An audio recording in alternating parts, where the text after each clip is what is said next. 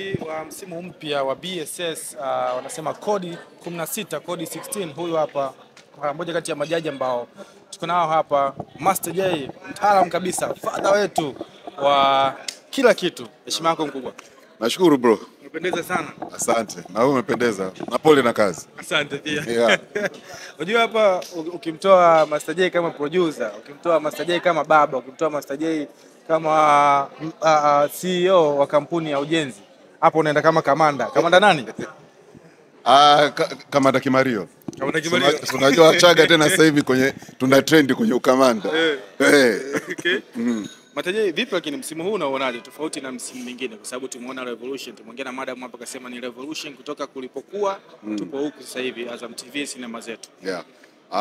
Hii ndoa ni mpya kati ya Benchmark 360 waandaji wa kipindi cha Bongo Sausage na Azam Media. Obviously ukibadilisha ndoa lazima kuwe kuna vitu vipya. Kwa hiyo watu watazame, wataona ni kwa sababu hii ni production. Na ili uone tofauti ni nini, ni lazima tukishaanza kurusha ukiangalia ndo utasema okay, safari it's different. Obviously kati ya vitu ambavyo vimetangazwa leo, safari hii atuangalie tu waimbaji. Kwa hiyo basically imekuwa BSS Got Talent for example, umeelewa? Kwa hiyo ukiwa unafanya sanaa yote, iwe sarakasi, mchoraji, dancer, unaruhusiwa kuja safari ili uonyeshe kipaji chako. So it's not sio exclusively tu kwa waimbaji. Cha kwanza, cha pili, naona katangaza kitu mimi na Salama wenyewe tumeshtuka. Shida achukua milioni na gari. Nikaona sasa ninafanya nini kwa jaji hapa? Si afadhali na mimi ushiriki. Nishiriki. Kwa hiyo kwa upande huu wa zawadi vile vile kama ilivyotangazwa kuna tofauti kubwa. Of course mambo mengine ni kwenye production kama nilivyosema.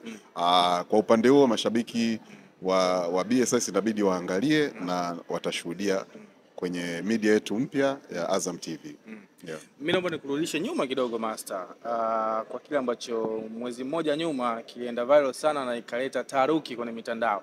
Hii mic unayoiona hapa nilizungumza na Juma Nature na nikamuuliza kutokana na maneno ambayo uliyosema, nilimkoti. Ulisema kwamba ukiona msanii wa zamani anarudi kwenye kazi tena anaanza kuhangaika ma studio na nini, ujue huyo kaishia kwa sababu hajawekeza, na wewe ndio sababu ambayo imekufanya hawezi kurudi tena kwenye producer. Ulikuwa unazungumza na Mario pale, alikuwa anamwambia. Mimi nikamuuliza Juma Nature, akafunguka ambayo alifunguka, akasema kwamba hivyo na hivyo mzee, umenunuliwa vifaa na nini. Kauli yako haukuitoa public, tukasema mkubwa, siku tukipata nafasi utuambie, na ulielezea pale bana, ukamention fulani, hizi ngoma ambazo mimi nimezifanya alifanya nani kama sio mimi? Ndio imemaliza. Kauli nyingine ambayo yani tulikuwa tunategemea kwako. Kama mnataka kauli nyingine mngekuja na sausage. Sausage ingekuwepo hapo. Ili tuende sausage kwa sausage. Lakini sasa niko hivi mweupe rafiki yangu hapo unaniuliza nijibu hoja iko jengo la sausage. Alafu mimi sina sausage. Hiyo sio fair. Mimi ninachosema ni hivi. Kwanza mimi ni fan mkubwa sana wa Kiroboto. Mimi ni fan wake mkubwa sana wa muziki wake. Sijui kama anajua hilo na namheshimu sana kama mkongwe mwenzangu. Hii nchi iko huru. Kila mtu anaruhusiwa kuwa na mawazo yake ili mradi hujatumia kauli chafu. Umeelewa? Unaruhusiwa kuwa na mtazamo. Ndio maana kuna mashabiki wa timu fulani na timu fulani. Umeelewa? Kuna pisi ambayo mimi nakwambia mkali, wewe unaniambia sio kali kwa sababu wewe una vitu unavipenda wewe na mimi. Kwa hiyo I don't have a problem kwa sababu hajanitukana, lakini ali-express tu mtazamo wake. Kama ni mtazamo wake ni sawa, anaruhusiwa. Kwa hiyo mimi ndio maana unaona kwamba mimi nilichukua ile clip nikaipost tu, nikamwambia kwa upande ambao unasema kwamba sio producer. Sasa hizi ngoma ambazo niliweka tu chache kwa sababu Sugu tu na ngoma naye zaidi ya 50 na nimegonga mwenyewe. Nimerekodi vocal mwenyewe na nimefanya mixing and mastering mwenyewe kwa sababu mimi nilikuwa sina mtu wa kufanya mixing and mastering. Tuende kwa yeye mwenyewe, Kiroboto, legendary mwenzangu. Album ya Lady JD ya kwanza ile, kuna wimbo unaitwa Umuhimu Wako. Mimi ndo nimegonga biti. Shehe yumo. Mimi ndo nimemtia vocal. Yumo hapo na ananiona kabisa. Mimi ndo nimefanya editing, mixing and mastering. Sawa. Ndio maana hata ukiona kwenye comment kati ya watu wa kwanza walikuwa kucomment ilikuwa Jida like kwani imekuaje? Huyu alikuwepo na sisi huyu wakati wewe unafanya kila kitu mbele yake. Umeelewa?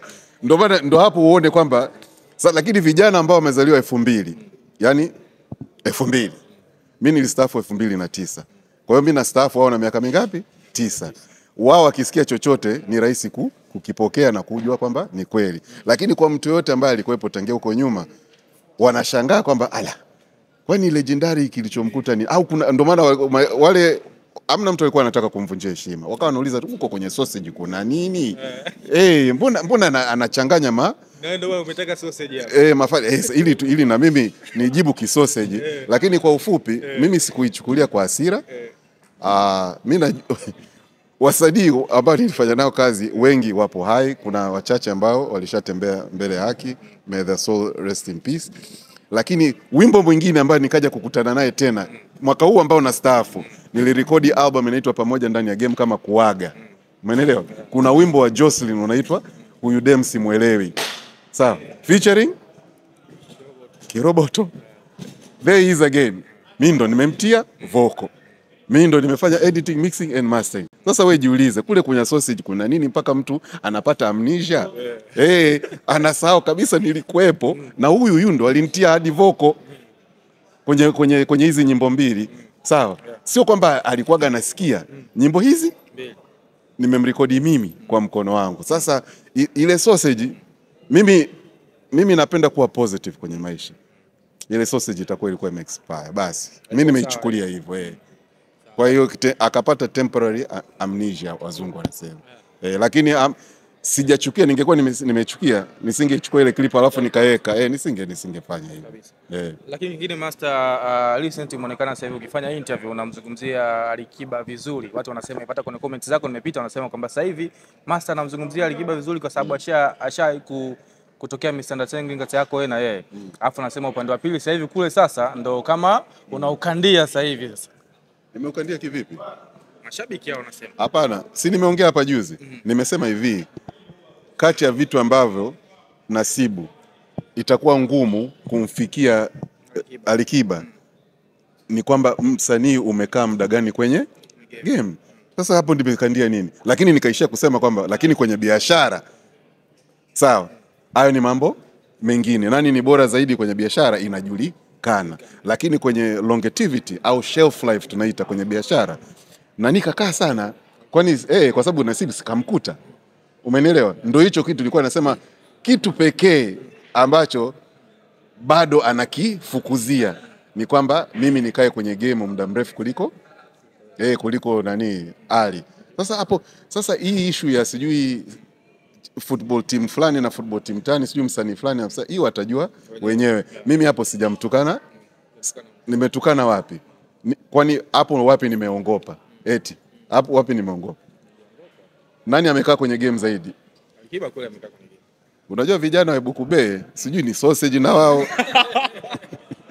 Itakuwa ni sausage na wao. Na yaani ni sausage, afu hizi kuku za broiler hizi zina disturb sana hapo. Amnesia imekuwa. Sasa mtu anaongea, ndio maana kwenye kipindi fulani nikasema hivi, kwa chuki ambazo fans wa Alikiba wanao na mimi, sawa?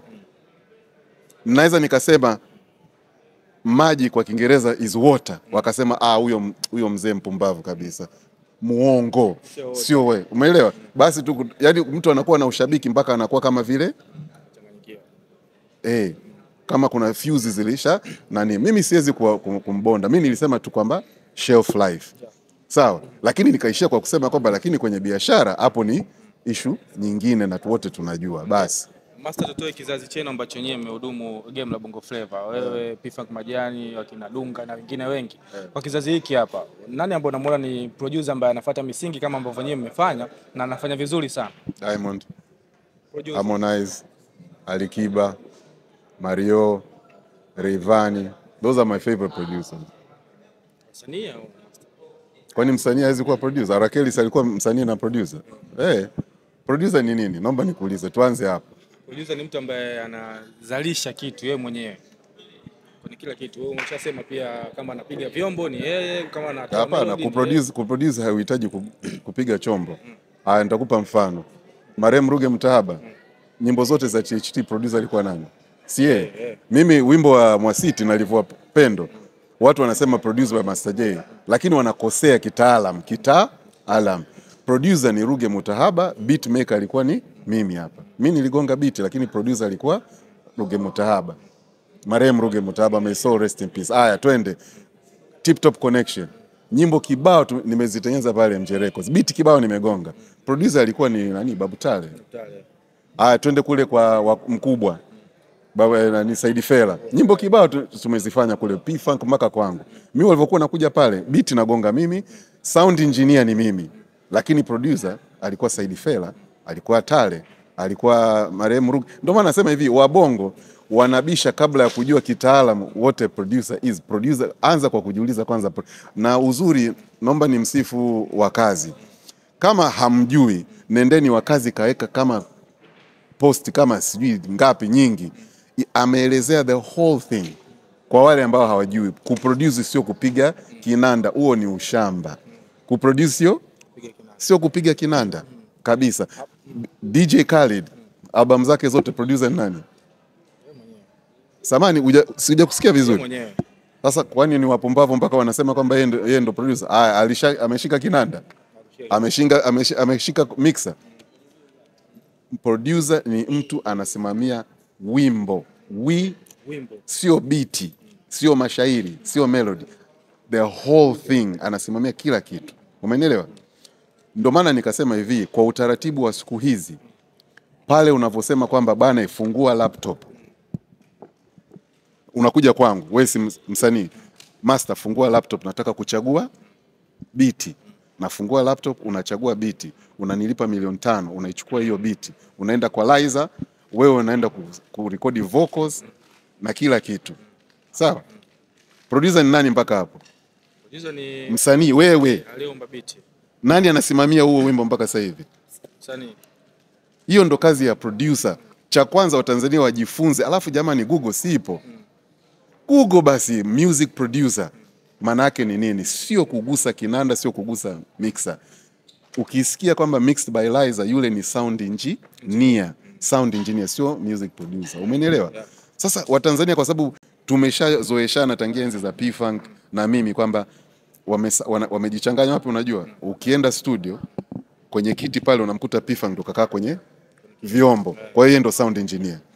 Yeye ndo anapiga vinanda. Yeye ndo session musician. Inaitwa session musician. Ndo kina Biz sio producer, Biz ni session musician. Hajawahi kuitwa kwenye studio ya Bongo Records aende eti yeye awe producer. Anaitwa ili P-Funk amuelekeze nini cha kufanya. Yule ni session musician.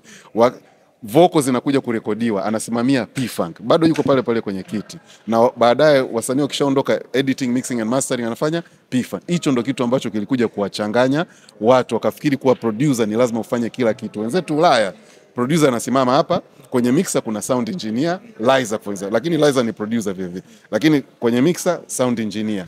Pembeni hapa huko na Bizman kwenye kinanda, Norman kwenye gitaa, mtu mwingine kwenye saxophone. Lakini producer unakaa tu kwenye coach. Hiyo ndo kazi ya producer. Sema kwa sababu hatujazoea huo mfumo, watu wanachanganya mafaili. Umenielewa? Ndio maana hapo ulivyoniuliza producer wako wazuri kwa sasa hivi ni nani? Nikakujibu. Wimbo wa siku hizi wakitoa wimbo wasanii wanatabia kwamba wanaonyesha behind the scene ya wakati wa kurekodi studio. Haya, msanii wa mwisho wao ulimuona alikuwa yuko studio anarekodi wimbo, ilikuwa nani? Naomba nisaidie kujibu. Ambao unamkumbuka. Clip imeonyeshwa juzi hapa, yuko studio na waimbaji. Nani alikuwa anaelekeza? Nakumbuka ilikuwa ni Diamond. Kwa hiyo alikuwa anaelekeza? Diamond. Yeye ndo alikuwa anasimamia direction ya wimbo. Sawa. Nani huo wimbo ukitoka hapo, nani anasimamia mpaka promotion na marketing and promotion mpaka wimbo unatoka? Msanii msiki. Umenielewa? Hiyo ndo kazi. Mimi napenda nimtumie P-Funk, nikisema mimi unajua utaonekana unajipa. Hiyo ndo kazi Bongo Records zilikuwa inafanya A to Z. Juma Nature hajawahi kwenda pale. P-Funk akasema chukua hii beat nenda kwa Masaje ka record. Ulikuwa unakuja, yeye ndo anakuambia bwana kuna hii beat hapa, naomba uifanyie kazi. Wewe unaifanyia kazi. Ukirudi anakuambia hii sawa, haya mashairi hapa badilisha, hii melody sijaipenda, hapo sawa, anakurekodi vocal. Mkimaliza yeye ndo anafanya editing, mixing and mastering. Yaani yeye anasimamia project mwanzo mwisho. Umenielewa? Hiyo ndo kazi ya producer. Sasa turudi kwenye swali lako tena. my best producers ni nani kwa sasa hivi? Wewe sasa hapo ndo tuambie. Haya, naanza tena. Mario. Kwanza Lakini Mario anachangiwa sana na nani? yes. Aba. Tangia zamani. Lakini Mario ni producer mkali. Producer mkali ni mtu ambaye anajua kuandaa hit song. Mario, Harmonize na mkubali, very good writer na anajua hit song. Nasibu of course, Alikiba anajua hit songs for over 30 years. Yule mganga wake mimi nataka nimjue. Namtaka kabisa. Zuchu is a very good producer. Anajua hit song. Unajua unaweza kuwa msanii Whitney Houston alikuwa msanii mkali lakini hajawahi kuwa producer. Kuna watu walikuwa wanamsaidia kuproduce nyimbo zake na kuziandika. Umeona sasa tofauti. Hao ambao nimekutajia ni wasanii ambao also they are producers. Ndio maana project zao wakitoa ngoma zinaenda viral. Lakini hizo ngoma zao mpaka zimeenda viral, alisimamia yule alogonga biti au imesimamiwa na msanii? Naomba nikuulize. Msanii mwenyewe mwanzo mpaka mwisho. Kwa hiyo producer ni msanii. Basi class dismissed. Mmepasi wote na A+. Msimu wa 16 wa Bongo Star Search, kuna vitu tusipokuuliza tutaulizwa pia maswali. Kwenye msimu uliopita wa Bongo Star Search, baada ya kupatikana washindi, tuliona pia msanii Diamond alisema kwamba atafanya jambo kwa wale washindi na kuna wasanii ambao watasainiwa kwenye lebo yake ya WCB. Mpaka sasa hivi hatujaona chochote kile ambacho kimetolewa kama taarifa official ya wale wasanii ambao ni washindi wa BSS na management ya Wasafi. Ukiwa kama moja ya judges na waandaji wa Bongo Star Search, labda alipoje hilo na limeendaje mpaka sasa hivi? No comment, kwa sababu mimi sihusiki kabisa na kampuni ya Benchmark 360. Mimi nahusika na kampuni ya Construction. Kwa hiyo mimi siwezi kuwa spokesperson wa Benchmark 360. Hayo ni maswali unatakiwa kumuuliza Chief Judge ambaye yeye ndo anamiliki kampuni ya Benchmark 360, kampuni ambayo ndo inaandaa tamasha la Bongo Stars. Mimi siwezi kujibu. Mimi nikishamaliza kujaji narudi kwenye kampuni yangu, nacheza na tofali, simenti, nondo, kokoto na kadhalika. Hayo mengine hayanihusu. Kwa hiyo siwezi kujibu hilo swali, sio kwa sababu nakataa. Sihusiki tena na uongozi wowote dhidi ya hao washiriki wakishashinda. Kabisa. Shukrani sana bwana.